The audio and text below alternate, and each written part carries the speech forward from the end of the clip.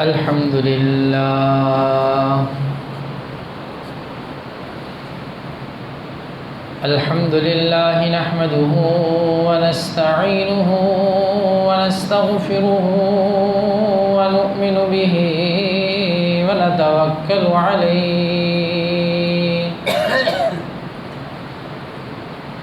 ونعوذ بالله من شرور أنفسنا ومن سيئات أعمالنا من يهده الله فلا مضل له ومن يضلله فلا هادي له ونشهد أن لا إله إلا الله وحده لا شريك له ونشهد أن سيدنا وسندنا ومولانا محمدا عبده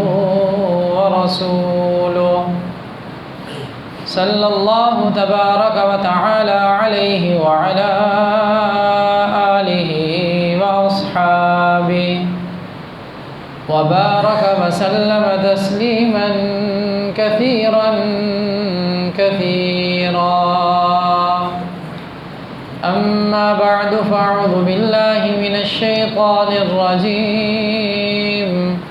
بسم الله الرحمن الرحيم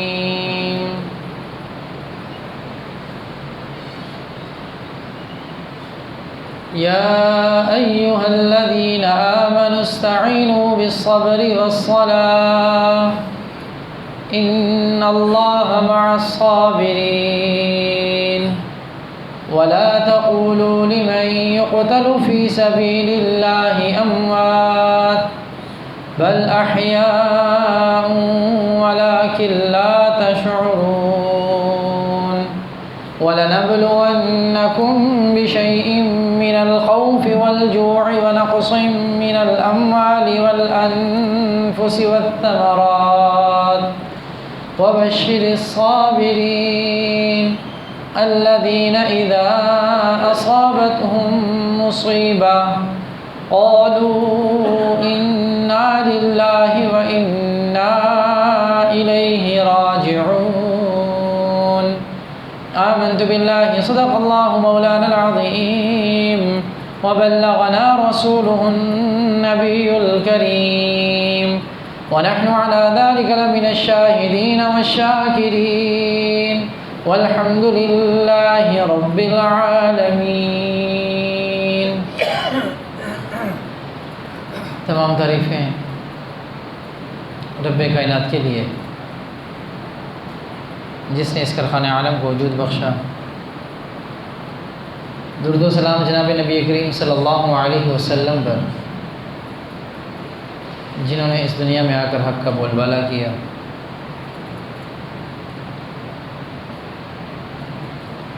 حضرت عبداللہ بن عباس رضی اللہ تعالی عنہ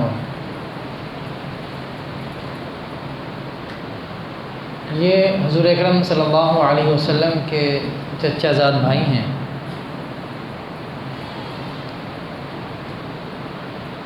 اور تقریباً 10 سال کی عمر تھی جب جناب نبی کریم صلی اللہ علیہ وسلم کا انتقال ہوا.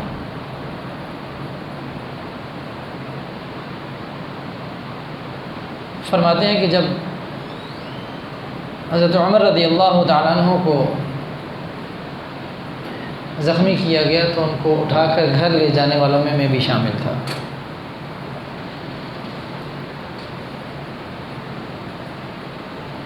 اور حضرت عمر رضی اللہ تعالیٰ عنہ کی جو شہادت ہے اس کا واقعہ بھی بہت عجیب و غریب قسم کا ہے.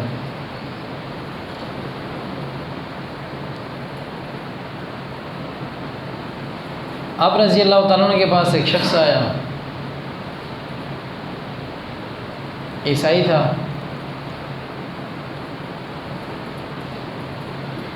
اور آ کر اپنے آقا کی شکایت کرنے لگا کہ میں فلاں صاحب کا غلام ہوں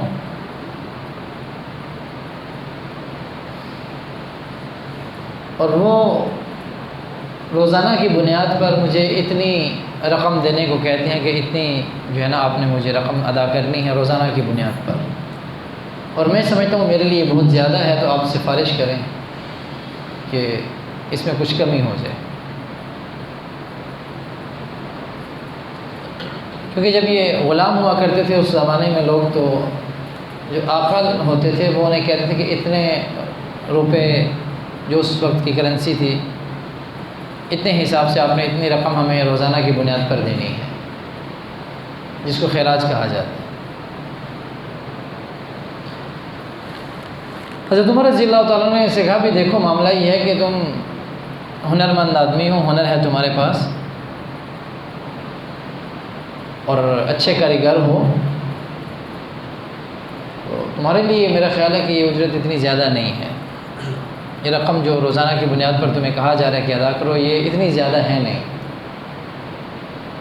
تو ایسی بات چیت میں انہوں نے فرمایا کہ آپ ایسا کریں کہ مجھے ایک چکی بنا کے دے دیں، تو اس سے یہ ہوگا کہ چلو کچھ سہولت ہو جائے گی، تمہارے لیے اچھی رقم ادا کر دوں گا، تمہارا بھلا ہو جائے گا۔ اب انہوں نے تو اس سے نیکی کرنا چاہیے، نیکی کے طور پہ کہا بھی تم بنا دو تو اچھی اجرت دے دوں گا تمہیں۔ تو اس نے آگے سے کہا کہ میں آپ کو ایسی چکی بنا کے دوں گا کہ عرب و عجم میں پوری دنیا کے اندر اس کا بڑا چرچا ہوگا۔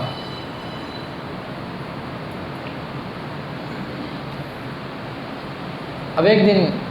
فجر کی نماز کا وقت تھا، حضرت عمر رضی اللہ تعالیٰ عنہ کی عادت مبارکہ یہ تھی کہ جب وہ مصلی پر امامت کے لیے آتے تو وہ صفیں درست کرواتے ہوئے آتے، ساتھ ساتھ صفیں درست کرواتے اور پھر مصلی تک پہنچتے، اور صفوں کے درست رکھنے کا اہتمام جناب نبی کریم صلی اللہ علیہ وسلم کی تعلیمات میں سے۔ اور اس کے بعد صحابہ کرام نے بھی اس کا بڑا اہتمام فرمایا، بالخصوص خلفائے راشدین نے، کیونکہ حدیث مبارکہ کے اندر آتا ہے کہ اگر صف ٹیڑھی ہوگی تو تمہارے دل ٹیڑھے ہو جائیں گے، دلوں کے اندر نفرت پیدا ہو جائے گی۔ دلوں کے اندر محبت کو پیدا کرنے کے لیے ایک نسخہ یہ بھی ہے کہ جب صف بنائی جائے تو اس کا خاص خیال رکھا جائے۔ اور بعض جگہ پہ تو یہ بھی آتا ہے کہ حضرت عمر رضی اللہ تعالیٰ نے جب صف بنواتے تھے تو بعض اوقات تو صفوں کے درمیان میں چکر بھی لگاتے، کوئی آگے ہوتا اس کو کہتے بھی پیچھے ہو جاؤ، کوئی پیچھے ہوتا اس کو برابر کر دیتے، تو سب درست کرواتے تھے۔ آج کل اس معاملہ بہت ہی اس حوالے سے یہ کمزور ہے، سب کو درست کروانے کے حوالے سے یا سب درست رکھنے کے حوالے سے، اور اس کا نتیجہ بھی ہمارے سامنے ہے۔ دو ساتھی اکٹھے کھڑے ہو کے نماز پڑھ رہے ہوتے ہیں اور در حقیقت ان کے دل ایک دوسرے سے بالکل مخالف ہوتے ہیں، ایک دوسرے کو دیکھنا بات کرنا پسند نہیں کرتے۔ اس کی بڑی وجہ یہ بھی ہے۔ تو آپ رضی اللہ تعالیٰ عنہ صفیں درست کرواتے ہوئے مصلی پر پہنچے، صبح کا وقت تھا، فجر کی نماز کا۔ اس وقت کوئی لائٹنگ کا اتنا خاص انتظام تو نہیں ہوتا تھا، ہلکا ہلکا اندھیرا تھا۔ تو آپ نے مصلی پر کھڑا ہو کے اللہ اکبر ہی کیا تھا، اللہ اکبر کیا تو یہ جو عیسائی تھا یہ کہیں چھپ کر طاق میں بیٹھا ہوا تھا شروع میں ہی، اور اس نے نکل کے زور کا ایک خنجر حضرت عمر رضی اللہ تعالیٰ عنہ کو مارا۔ اللہ اکبر آپ کر چکے تھے، نماز شروع ہو چکی تھی، تو جیسے اللہ اکبر کیا خنجر لگ گیا، آپ اس کے بعد سے نیچے گرے اور حضرت عبد الرحمن بن عوف رضی اللہ تعالیٰ عنہ سے فرمایا کہ آپ نماز مکمل کر لیں۔ جماعت کی نماز کا اتنا زیادہ اہتمام تھا کہ اس حالت میں بھی کہ جب خنجر لگ کر زمین پہ گر چکے ہیں، اس وقت بھی خیال یہ ہے کہ مسلمانوں کی نماز کے اندر کوئی خلل واقع نہ ہو، اور حضرت عبد الرحمن بن عوف رضی اللہ تعالیٰ عنہ کو پکڑ کر آگے کر دیا کہ آپ نماز پوری کرائیں۔ اب جو شروع کے لوگ تھے انہیں تو پتہ چل گیا کہ کوئی واقعہ پیش آ گیا، کوئی بات ہوئی ہے، لیکن جو پیچھے لوگ تھے انہیں نہیں پتہ چلا، کیونکہ اتنا جلدی میں سارا کام ہوا، اتنا احساس ہو گیا کہ اللہ اکبر کی جو آواز تھی وہ تو حضرت عمر رضی اللہ تعالیٰ عنہ کی تھی، لیکن اس کے بعد جو آواز ہے وہ ان کی نہیں ہے، یہ آواز کوئی اور ہے، کچھ واقعہ پیش آ گیا۔ لیکن آگے جو لوگ تھے پہلی صف کے اندر انہیں معلوم ہو گیا. اب اس نے بھاگنے کی کوشش کی کہ کہیں میں پکڑا نہ جاؤں، مارا نہ جاؤں، تو یہ بھاگا اور اپنا نیزہ جو ہے وہ چاروں طرف گھماتا ہوا باہر نکل رہا تھا. یہاں تک کہ اس نے جاتے جاتے 17 آدمیوں کو زخمی کر دیا. آخر میں سب کے ایک صاحب کھڑے تھے، انہوں نے یہ کیا کہ وہ ایک چادر تھی، وہ چادر اس کے اوپر پھینکی اور اس کو پکڑنے کی کوشش کی. وہ جب پکڑا گیا چادر کے اندر، اب اسے پتہ چلا کہ میں تو مر جاؤں گا، تو اسی خنجر سے اس نے خودکشی کر لی. وہ خود بھی مر گیا. اس ڈر سے کہ میں پکڑا نہ جاؤں، مارا نہ جاؤں، اس نے خود کو بھی مار دیا.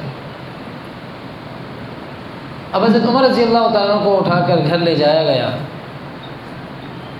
لوگوں کے اندر باتیں شروع ہو گئی. لوگ آخر میں جب جمع ہوئے کہ بھئی کیا بات ہوئی، یہ بات ہوئی، بات پھیل گئی.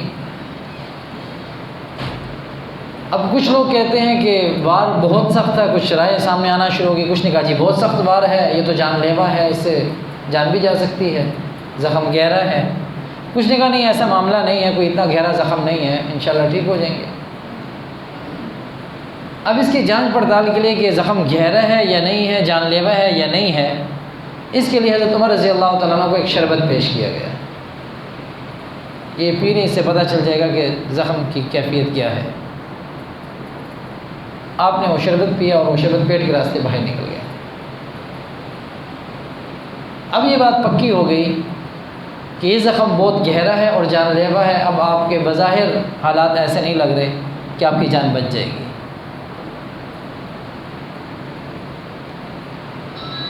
اسی عالم میں حضرت عمر رضی اللہ عنہ نے اپنے بچے سے بھی کہا کہ دیکھو پتہ کرو کہ کیا معاملہ ہے، کتنے لوگ اور زخمی ہوئے ہیں.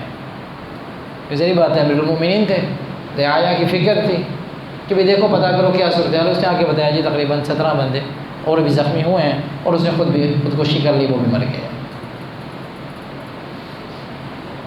یہی بیماری کے دن چل رہے تھے. ایک صاحب آئے ان کے پاس، ایک جوان آیا ملاقات کرنے کے لیے،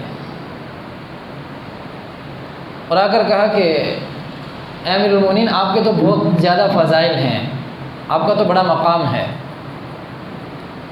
آپ بالکل ابتدا میں اسلام قبول کیا آپ نے، اور جناب نبی کریم صلی اللہ علیہ وسلم کے ساتھ ایک لمبی رفاقت آپ کو نصیب ہوئی، اور پھر آپ کو ابھی پھر شہادت کی موت نصیب ہو رہی ہے. نماز کے اندر آپ کو زخمی کیا گیا ہے، اور جناب نبی کریم صلی اللہ علیہ وسلم نے اپنی زبان سے بات ارشاد فرمائی کہ عمر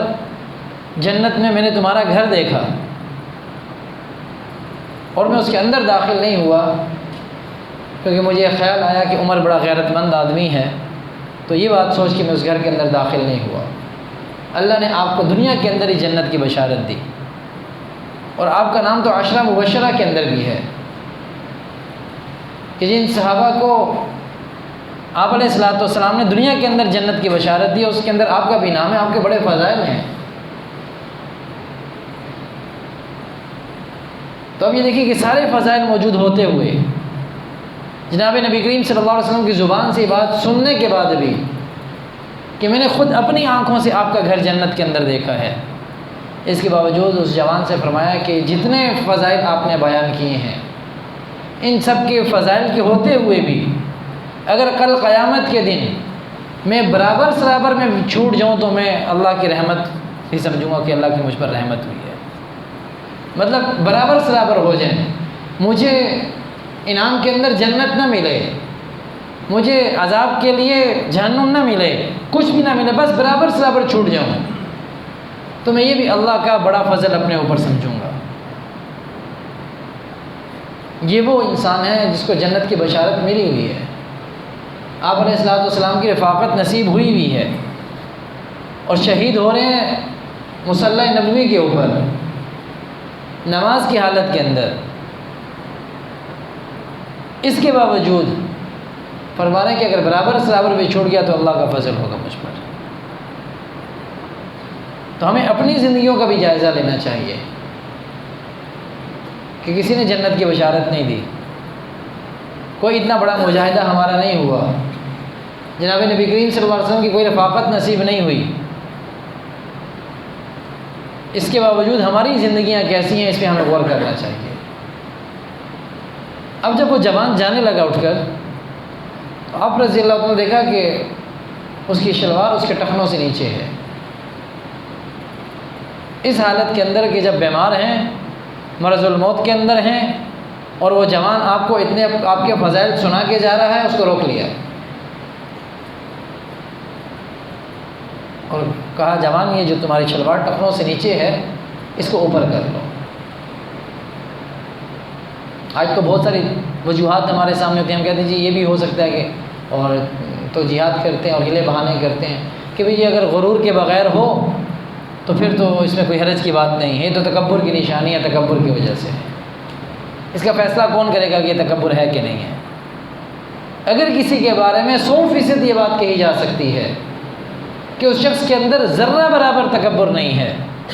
تو سوائے جناب نبی کریم صلی اللہ علیہ وسلم کی ذات کے علاوہ کسی اور کی ذات نہیں ہے۔ یہ شریعت کا حکم ہے، اور اس کو ہلکا لینا یہ بہت بڑی خرابی ہے۔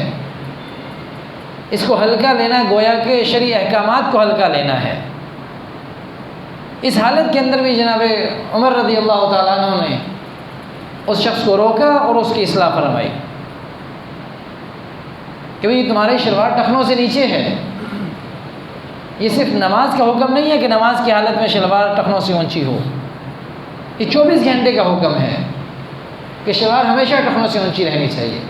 اور جوان سے کہا کہ جب تم اوپر کرو گے تو یہ پاکی کے لیے بھی بہت اچھا ہے، اور اللہ کے ہاں تقوی کے اعتبار سے بھی بہت بہتر ہے جب تم اس کو اوپر کر لو گے۔ اس کو ہلکا لینا یہ بہت بڑی خرابی کی بات ہے۔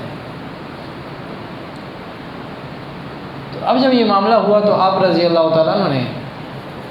اپنے بیٹے حضرت عبداللہ بن عمر رضی اللہ تعالیٰ عنہ کو فرمایا کہ بھی ایسا کرو کہ جاؤ حضرت عائشہ رضی اللہ تعالیٰ عنہ کے پاس، اور اس بات کا خیال رکھنا کہ جو میں پیغام تمہیں دے رہا ہوں یہ اسی طریقے سے دینا ہے کہ جا کر حضرت عائشہ رضی اللہ تعالیٰ عنہ سے کہنا کہ عمر بن خطاب، امیر المومنین نہیں کہنا کہ عمر بن خطاب اجازت چاہتے ہیں کہ جہاں پر جناب نبی کریم صلی اللہ علیہ وسلم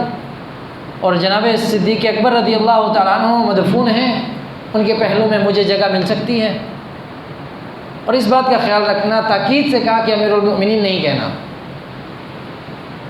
ہو سکتا ہے کہ اس لحاظ کے اندر آ کے وہ اجازت دے دیں، اور میں نہیں چاہتا کہ اس لحاظ میں وہ اجازت دیں مجھے، کہ امیر المؤمنین کا پیغام ہے،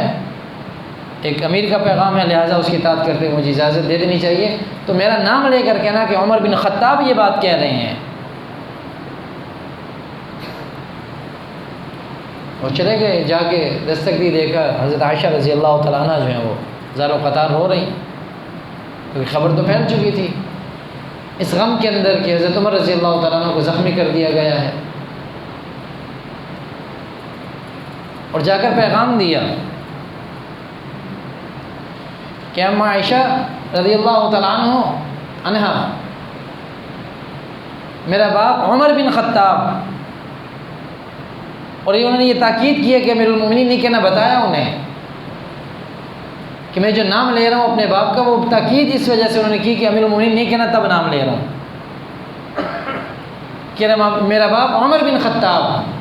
آپ سے اجازت چاہتا ہے کہ جہاں پہ جناب نبی کریم صلی اللہ علیہ وسلم اور جہاں پر جناب صدیق اکبر رضی اللہ تعالیٰ عنہ مدفون ہیں، کیا ان کے پہلو میں مجھے جگہ مل سکتی ہے؟ تو حضرت عائشہ رضی اللہ تعالیٰ عنہ پہلے ہی غم سے نڈھال تھی، انہوں نے فرمایا کہ یہ جگہ تو میں نے اپنے لیے رکھی ہوئی تھی، میں نے اپنے لیے خاص کی ہوئی تھی، لیکن آج امیر المؤمنین جناب عمر فاروق رضی اللہ تعالیٰ عنہ کے حق میں دستبردار ہو جاتا ہوں، میں اپنا حق چھوڑتی ہوں، میں انہیں اجازت دیتی ہوں کہ یہاں پہ دفن ہو جائے۔ اسی حوالے سے انشاءاللہ مزید گفتگو کی سننے لگا۔